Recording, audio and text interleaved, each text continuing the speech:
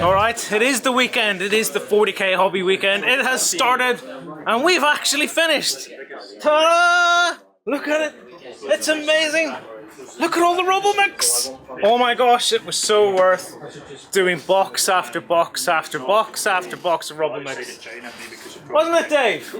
Well worth doing all that. Trust me. Yeah. Dave loved it.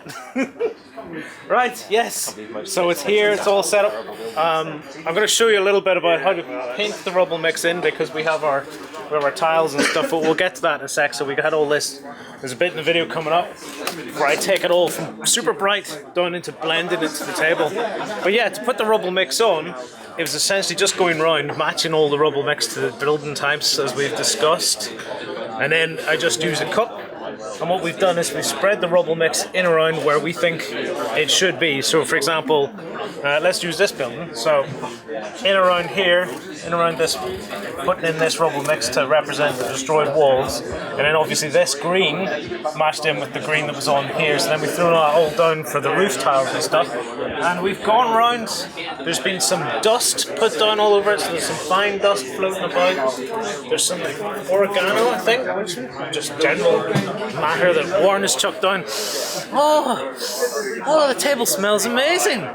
Oh, right, but we have our banners in place. Yeah,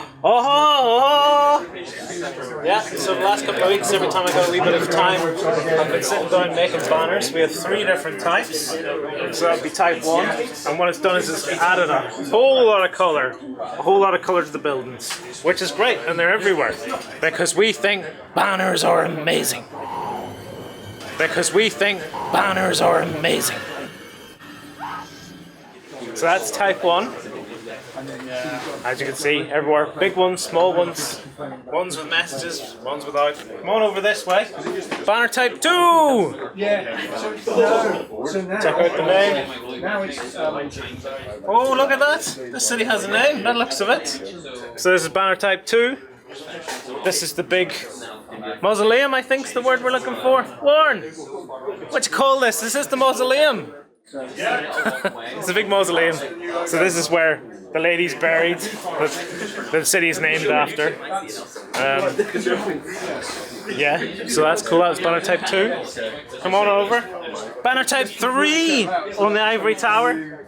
Oh yes. And then all of these banners are printed out on this sort of textured paper. I went up the street and I bought a sort of, I don't know if you can see it, but last time I was talking to Warren about banners, he was saying, oh, they look real cool, but they don't have any texture to them. So I popped up the street to the office supply centre, and I found this sort of like it's like a linen type sort of texture. So we printed them out matte, just sprayed the backs black. We could print black, but it would be nice and matte because these particular banners, we're just going with black on the back, see that? Because they were going to be up tight against the walls. Whereas there are some other ones, like this. Whoop. Can you get underneath? There you go. Which are actually double-sided. So you'll notice that all these banners, for example, are individuals and you just slice them out. When you want to do a double-sided banner, if you print them so as the 2 sides meet, you can cut all this side out and then just give it a slight slice down the middle, not all the way through, and then you can fold it back on itself. In fact, even better, if you just cut it out sort of square, do a slice down the back, fold it over, and then cut round the actual shape, you'll cut any misalignments and stuff out. So that's how you make double-sided banners. Yeah. So big ones and long ones and the textured paper. Oh my goodness, makes such a difference to the look of it. Yeah, but come on right here. Oh, look how epic this looks with all the rubble mix. Oh my goodness, rubble mix and banners. Because you can be looking at it during the build process and go, yeah, it looks amazing, but there's no colour to it. But I was never worried because I knew there was going to be colour. And this brings us right up to the Zepplin, which is painted up. Dono's done a good job on getting that all painted up. Some banners hanging from there too. It's chained to the thing, for goodness sakes. How epic is that? Oh, it's so cool. Right, we'll cut out to painting the rubble mix, so we'll cover this and then we'll come back. Right, time to get these floor chippings to match in. So This is what they look like. Obviously you can see they're far too bright to go on here. So what I'm going to do is I'm going to use a thing called Model Mates. I'm not sure if you can get the range anymore. I think it used to look like this in a tin. But basically what it is, it's like dyes. Like if I give it a quick mist, come on over here. It's not really like an aerosol in so much as it's more of a wet sort of dye that comes out. So what I've been doing here is I've been using the Model Mates, so just getting down in like that. So this particular colour is an oil brown, which isn't far off what we're trying to get to. Alright, so we've been spraying that for a while. Now watch this. No, stay in there, because what I'm going to do is I'm going to... Jono, just give me 2 seconds of your time, mate. I'm just going to turf this. Watch this. So you see all those different colours? And then we just do over it again like this. Pretty much exactly the same as we do for rubble mixes when we're using sprays and stuff. I just want to record some of this inside. Now we have another colour, a dark one. Do we have a mud brown? Oh, that is the dark one. Alright, so I'll just keep spraying like that. And then we will take it outside. Then the next bit to do is hit it with some actual black spray. So we have some really charred bits in among that. So it's just over the top like that. Mix it up. Same thing. Get in with some more of this. This would be closer to being a dye. Remember we talked about in the last vlog, maybe we should look at trying to get away to dye this rather than spraying it. But we just didn't have the time. This looks a bit more like a dye. So I want to get this done now so we have time to let it all dry before we put it on the table, because if we don't, then we'll literally just be like making mess on the table. Right, so we're going to take the... I'll give you a quick blast, just like that. And you keep doing that until you get stuff that's a bit darker, so I could do a wee bit of a colour test. See the way it's starting to darken down now, which will be nice. Right, we have a whole range of them here, so we're just going to take them outside and get them all done. See you in a bit. Right, so we have finished covering the rubble mix. It really does do a good job of toning down the colour and matching it all in, so it looks really cool.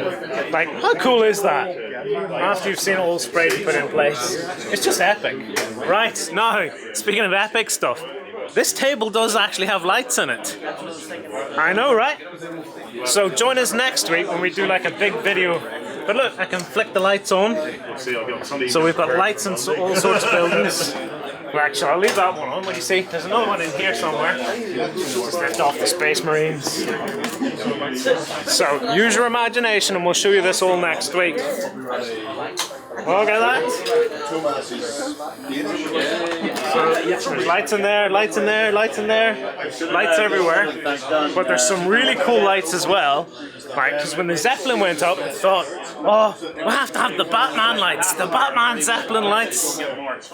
Where do you see? So then Warren rocked in with these torches. Where do you see this, right? So the torches are down here, but just focus. Right, there's the Zepplin. Where do you see what happens? Bang! Oh yes! Oh gosh, loving it. Oh, and we got a few more torches over there that aim from the other direction, so players and stuff over there can see it. Because later on tonight, we're gonna dim the lights down and we're gonna turn all the lights, and we've got all these uplighters. Look. We got all these things and they create cool shadows and stuff. So tune in next week when we're going to do like a super cool montage type video where we lay out the armies and you can see all the lighting and all set up. But yeah, you know, it's looking cool. Alright, loads and loads of people have arrived. Say hello everyone! Hello! Yes, so that's going to wrap up the vlog for this part of the week. Join us next week, like I said, we'll do a big light up session and we're going to dress it with loads of miniatures and stuff. Right, if you're watching over the weekend on Beasts of War, we're going to be live streaming. You can get involved on Twitch, you can hashtag us. That would be hashtag 40k Hobby Weekend. We're going to have people coming in with their own streams. Oh, it's going to be amazing. And if you're at home, you want to join in, get your blog fired up, your project blog. Pick the wee drop down that says 40k Hobby Weekend, because what we'll be doing is we'll be monitoring them and we'll be talking about them during the weekend on our live chat. Oh, it's going to be great. Right, time for some hobby. Yeah!